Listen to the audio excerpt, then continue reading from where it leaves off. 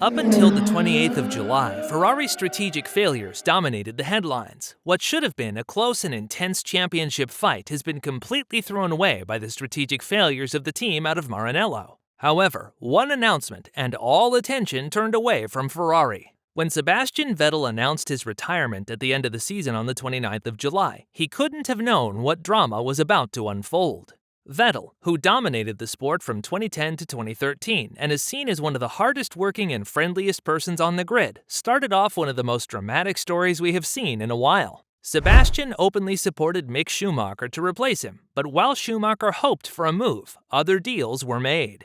Fernando Alonso, who can't get enough of F1, signed a multiple-year contract at Aston Martin to replace Vettel. Since his announcement on the 1st of August, we were led to believe that a deal was made in just 4 days. But new news brings a completely different story to light. A story where deals were already made before Vettel even announced his retirement. Alpine boss Safnauer was upset that he had to hear about Alonso's move by reading the news, but he was furious after Piastri denied the Alpine seat for 2023. Even worse was that he was told that Piastri signed a contract with McLaren. We have invested millions in him, and if he doesn't drive for us next year, we will for sure claim our investments back. Oscar Piastri has so far been quiet about everything that goes on, but insiders have new information who is to blame for the Alpine saga. So why doesn't Piastri want to go to Alpine? What does 2014 engine regulations have to do with Piastri's deal? When were the first deals made? And what role does Webber, Alonso and Briatore play in this saga? Let's find out.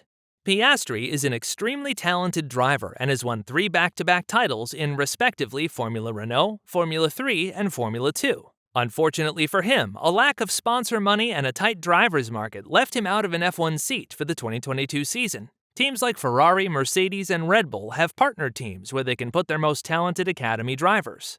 Alpine, however, failed to develop a similar structure in the last couple years. Because of the partner teams, drivers like George Russell, Charles Leclerc, and Max Verstappen could enter F1 in the last 7 years. The only thing that Alpine could offer Piastri this year were 7 independent driver tests to prepare him for F1 in the future. These driver tests helped him drive over 3,500 kilometers and cost the French team hundreds of thousands of euros. The lack of political power Alpine has in F1 is fundamental to the current situation.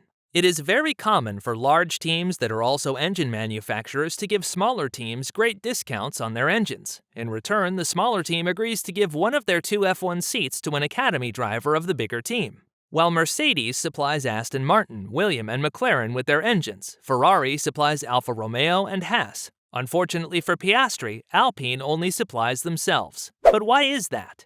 The introduction of the V6 hybrid engine in 2014 was a nightmare for Alpine, previously called Renault. Before the introduction of the V6, they had 4 consecutive successful years with Red Bull powered by their V8 Renault engine.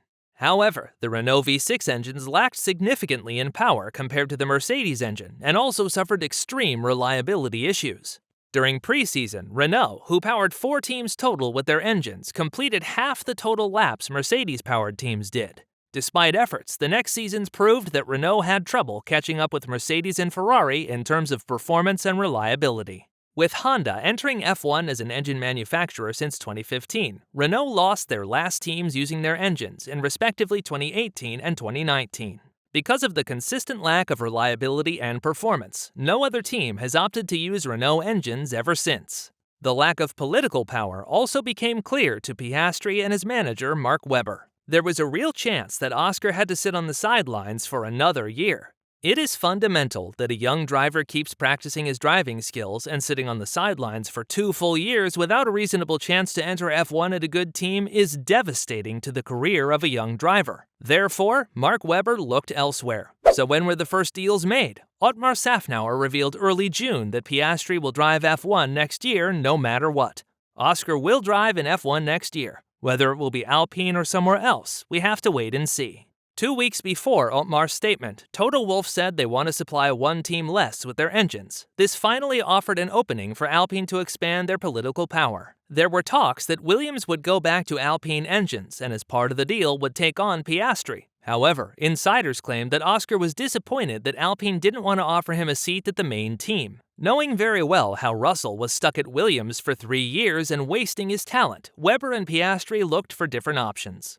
Mark Webber, who is Oscar's manager, is very close with Andreas Seidel, team boss of McLaren. McLaren started to look for other options as it was clear that Ricciardo did not show signs that he would improve his performances. They currently only have Ugo Ugochukwu in their young driver academy, but he drives currently in Formula 4 and is still far away from an F1 seat. Towards the end of June, it became clear that Alpine wanted to extend Alonso's contract. On the 6th of July, Alonso also said that he is happy to wait on contract talks until after the summer break. With no clear indication that Alpine had any interest in signing Piastri, and with Alonso's contract negotiations happening after the 1st of August, Mark Webber saw his chance at McLaren. Sometime between late June and early July, the deal with McLaren was signed. However, what no one could have expected was that Vettel announced his retirement at the end of July. Since Alpine didn't want to offer Fernando a multiple-year contract and Aston Martin did, a deal was quickly made.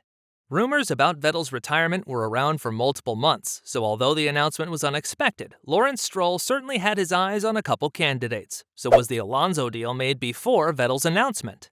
We can quite certainly state that that is not the case. Alonso said on the 28th of July that he only needs 10 minutes to sign a new contract if both parties agree to the terms.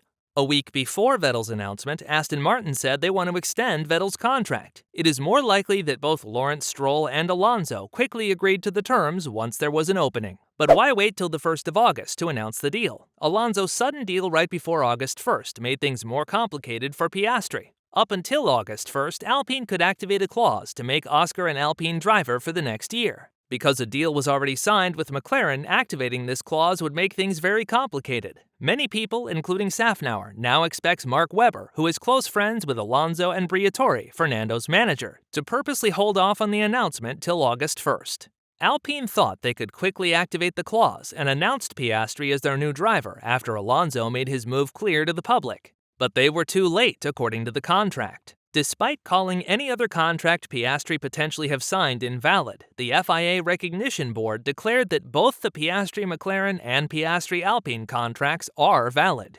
Ralf Schumacher has a clear opinion who is to blame for this saga. Oscar has done everything right. I hope that the sore loser, Alpine, doesn't put obstacles in the boys' path. Piastri was with them. They had everything in hand. All they had to do was give him a contract for 2023. I like Safnauer, but he should be disappointed in his own performance that he didn't see it coming with Alonso and that he doesn't have a plan B. One thing was clear, Alpine wasn't interested in putting Piastri in the car next year at the beginning because they wanted to put him somewhere else for 1 or 2 years. There was an option for Alpine, but they didn't expect Alonso to leave, so they didn't take it. Insiders also say that Oscar is furious that Alpine doesn't let him go to McLaren. They say that he understands Alpine's frustration, but that it is unfair since they didn't activate the clause on time, and there was no real opportunity for him to drive at Alpine next year up until Alonso switched teams. Safnauer already said that there is a 90% chance that this case ends in the High Court to determine who is right and who is not. However, in the meantime, Piastri has to wait and see if McLaren can buy out Ricciardo. Otherwise, he might be doomed to that seat at Alpine. Who do you think is to blame for the Alpine-Piastri saga? Let me know in the comments section below.